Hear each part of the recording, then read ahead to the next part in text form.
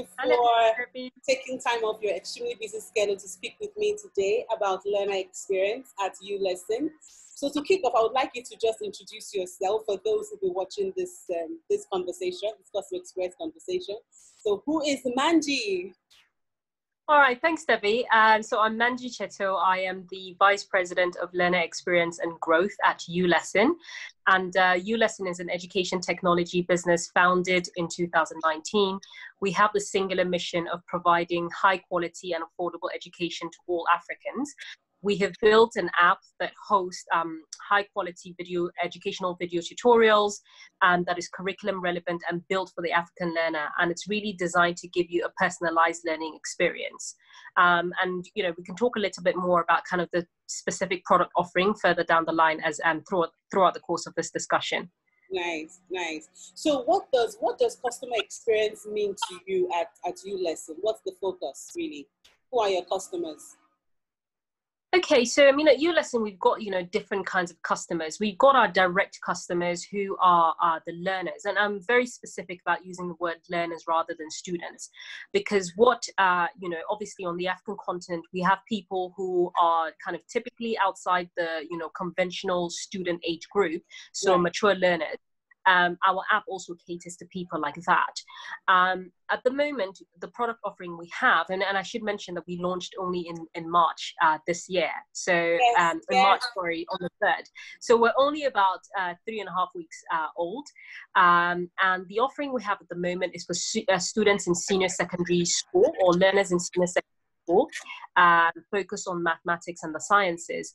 Our target is to build that content over time to focus on more groups of learners. Mm-hmm. So, you know, for us, I mean, the groups of students in senior secondary school with an interest in mathematics and the sciences, so biology, chemistry, physics, and mathematics, physics, chemistry, and biology at the moment are the people we're targeting. And then their parents or their guardians. And then we also see that because we are the people in that age group typically tend to write the regional West African examinations called WAEC. Though there's some mature learners who are rewriting their WAEC exam. So that's the regional exam for West Africa. Right. We have people in that category that fall in as our customers as well. And then the teachers and the lesson tutors as well for a lot of this learning fall into our category of customers. So really, we've got a broad range of customers. All of these people are within the universe of people that we influence and we touch on a day-to-day basis. Yeah. I mean, this is interesting. So for a 3-week-old company, obviously a startup, and then the coronavirus pandemic just, you know, shows up, right? How generally this is off CX now, right? How are you guys coping? So, I mean, I'm telling you what, I think one of the interesting things about being a startup is that you're able to pivot very quickly. Our very culture, I mean, we've been going as a company for more than a year. We spent the last year building the content and we launched the product in March, 3 weeks ago. But embedded in our culture is this you know, tendency to be resilient and to pivot very quickly. So when we launched the product, we had primarily, the product was designed to be primarily an offline solution. And when we realized that a lot of schools had to close and governments mandated school closures, a lot of parents were very concerned about the offline version because we have to deliver a pack to your house for you to actually be able to watch these videos offline. We quickly compressed our videos such that the data consumption became incredibly low for customers. And also we dropped the pricing in response to that because we suddenly realized that we had a number of people who were stuck at home, parents who were worried about keeping their children engaged and not interrupting their studies. And we felt as a company that we had a responsibility to meet that demand from customers who were saying to us, can you help me? So with the pricing drop and compressing our videos such that we didn't lose the quality of the videos, but actually we were able to give customers an online experience that meant that their data cost was still very low, meant that we were able to sort of meet the needs of the market. Now, I should also stress something. I think for me, the customers are also my internal customers, right? So the people that I work with. It was very important that while we were meeting the needs of the external customers, then the internal customers were also taken care of. So one of the things that we quickly did was we shut down our offices and we moved our entire contact center to remote working. So, you know, and all of this has happened in the last 3 weeks, like I said, but because we had already seen the coronavirus outbreak, you know, happening as far as, you know, the end of last year in China, we were following that very closely. And so we, you know, at management level, we already had a discussion about what would happen if this outbreak had reached the continent. What were the steps that we were going to take? So I think really the important thing here is being proactive, right? Anticipating customers' needs before a situation even arises. And I can tell you that it's a thing that we obsess about as a company. Yes. What is it that customers will probably need from us before they even ask for it?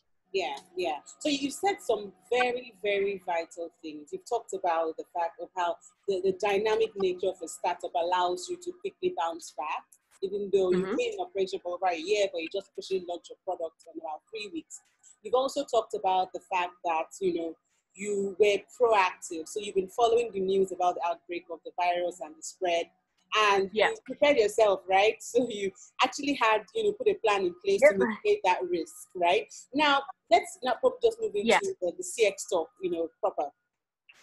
What would you say are the kind of queries what kind of queries were you getting from your learners, as you like to call them? And what kind of queries were you getting from them before the restriction on movement, and then what kind of queries were you getting afterwards? So the interesting thing is before the restriction of movements, we had primarily a lot of learners who fell into the category of the offering that we have. So senior secondary school and people who are writing their WIAC exams. Since then, we've had a lot more parents and guardians and students in kind of lower classes. So in junior secondary school and primary school, because obviously now you have virtually, you know, students across all the segments being at home, and parents need to keep them engaged. So we've had people basically, we've seen a huge demand of people asking us for content for junior secondary school and for primary schools, and also for higher education. Now, the truth is, again, these were all plans that we had in place already to get the product out. But the interesting thing, and I think for us, the unforeseen advantage that we ended up having was we now have a good visual of customers that you know, we would immediately target once we launch our junior secondary school product, which we've already started working on. So we had a plan for that already, and now we already know that there's a customer demand for that product, and we have a good idea of what that sample size is. And then the other thing that we've seen is, I think because of the price drop also, we've seen customers who may have fallen outside our net actually come into that net. So we saw a direct correlation between the level of inbounds and customers actually converting on our platform after the school closures. And interestingly enough as well, we had a lot of people on social media who have been advocating for us because we announced the price drop. So we saw people literally just kind of, you know, reaching out to the company and saying, I need this product, and I understand that you guys dropped this product. Thank you so much. So you know, we've had, I think for us, we've seen some unanticipated or unexpected sort of interest, but it's also good for us. And I feel like, I think our motto, you know, within management team is do good to society, and society has no choice but to reward you. Absolutely. Right, and that's really what is driving, I think, our business at the moment. Absolutely. So give me an idea. What was your conversion rate before the restriction on movement and the closure of schools? What was your conversion rate from inquiries coming to your center, your learner experience center? Did you get that? Sorry, Debbie, can you repeat that question again? My question was, what was the conversion rate before the restriction on movement and closure of schools from the inquiries coming into the learner experience center? So that's a really good question. I mean, I think we were seeing pre the COVID-19 closures, and again, I should caveat this by saying that, you know, we had the closures about a week after we launched the product. So I don't want to directly attribute our conversions now to, you know, to just the COVID-19 closures, because it is possible that, you know, over time with sufficient advertising that we would have had a higher conversion. I mean, I would say between the users that basically subscribe, you know, on the platform. So you have to think about this. Let me just sort of explain the model a little bit before I talk about the conversion. So we've got, you know, free users who download our app, and then some of those free users basically convert to paid users, and those are kind of the people that fall within the net of, you know, the people that directly contribute to our bottom line. I would say that we've seen about a 50% increase in the conversion rate. Right. And to be honest, that's for me, that's pretty extraordinary, because we were not anticipating this. Our business is very similar to a business in India called Byju, and if I'm correct, I mean, Byju has seen between their kind of free users and their paid users, they see sort of 20% conversion. Now, for us, it's still very early days to say that, you know, we will sustain these conversion rates. But at the moment, that's kind of where we are. And I think we'll see. A lot, I mean, there's a future that we all don't understand, right? How long students will be at home for. One thing that is clear, though, I think, going forward, is that we will probably see more adoption of online learning anyway, even within traditional schools, because I think at the end of this COVID-19, society as we know it and as we've organized it will change fundamentally. And I think if the African continent has historically been sort of skeptical about online learning, I think we'll see a huge adoption of the technology. So in that sense, and to be honest, I think that was inevitable, but I think COVID-19 has probably made that even more you know, even a bigger reality now. Awesome. So what would you say you are doing now to sustain your level of experience standards at uLesson? What are you doing now? Okay, so we've done a couple of interesting things. We had a contact center that was, you know, staffed by people who we trained before we had launched.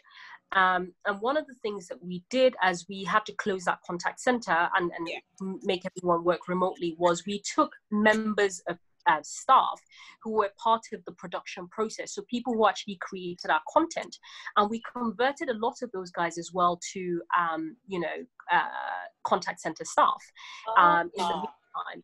And the reason, and to be honest, that has brought a lot of advantages for us, right? Because I think when customers interact with people who actually produce the content versus people who, you know, are simply just trained to deal with them, the experience is definitely a different experience. And I think even for the guys who produce the content, you know, it's great for them to hear the customer feedback directly, because up until we did that conversion, a lot of them were relying on the contact center to just simply pass on information. But now we've got different units within the business actually doing direct customer interaction.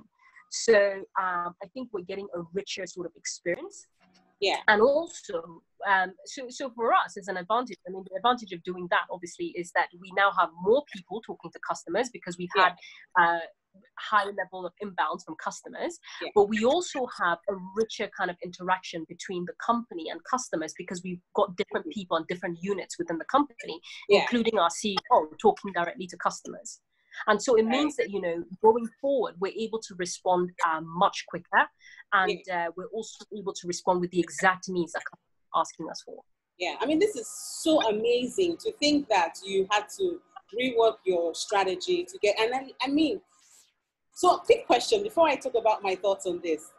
Will this, I mean, obviously you've seen the difference from when your content developers take the calls and when your contact center agents take the calls. So my question is, will this change your approach to recruiting contact center agents in the future post the coronavirus pandemic? Oh, absolutely. I mean, so let me even tell you. Yes, yes.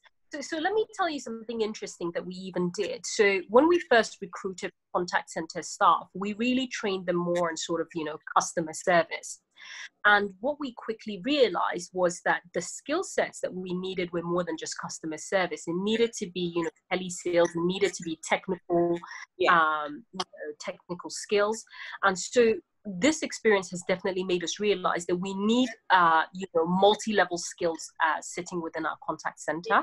So the short answer to your question is absolutely. I mean, it changes the way that we think about, our contact center staff. Yeah, I think that's amazing. Right. So, I mean, just to wrap this up, one of the objectives of having this series of videos and CX conversations with business leaders is just to basically share knowledge on how different businesses across different sectors are satisfying and retaining customers. Because right now, obviously, the emphasis is not on getting new customers, but satisfying and retaining the ones you have as best as possible, considering that businesses are working remotely all over the world. So what would be your advice? Let me just say 3 tips that you would give anyone in the education space or education management space on how they can, satisfy and retain their customers. Okay. I think the first thing I would say is anticipate trends. I mean, this is a theme that has kind of run through this conversation, right? As a company, we were watching the very quickly and very early. And it wasn't just, watching trends about COVID-19. It was watching trends around education in Africa. Yeah. It was watching trends around, data consumption and data cost. Yeah. So we're obsessed with kind of trend watching in this company. And I think that's also true for, irrespective of what industry you're in. Yeah. The second is, and related to the first really, is anticipate the need to make pivots. But of course, always have a strategy or a value that sort of underpins what you're doing. And for us, it was quality, right? We were obsessed with creating quality content. And so even as we pivoted, we always thought, how do we pivot without compromising quality? That's very important, particularly, when you're focused on education on the African continent, where the main issues that we're seeing with education on this continent is quality. Right, we've seen an influx of money come into the continent, driven by a whole bunch of initiatives, but quality education is still a problem. So, for us, we've never really compromised that. The third thing I will say is, also focus on your internal staff. If you're doing something that, has an underlying sort of societal value, it's also very important people that you work with, truly believe in that mission. And for us, the mission was to provide high quality and affordable education. And we were very deliberate about recruiting people who believed in that. We didn't just want people who wanted to work for a startup or the next cool idea. Yeah. We wanted people who truly believed in the things that we, that we're trying to do. Yeah. And that meant that, even in these extraordinary times, we had colleagues who were putting their hands up and saying, I'm willing to do this. I've never done this before, but I will do this because I buy into the vision and the mission of what we're doing as a company. So those are really my 3 tips. And I think awesome. I think it can be for me. I've certainly seen it true for our company. Yeah. Thank you so much, Manji. Thank you so much for taking the time to share this, and I'll be in touch. Bye-bye. Thank you.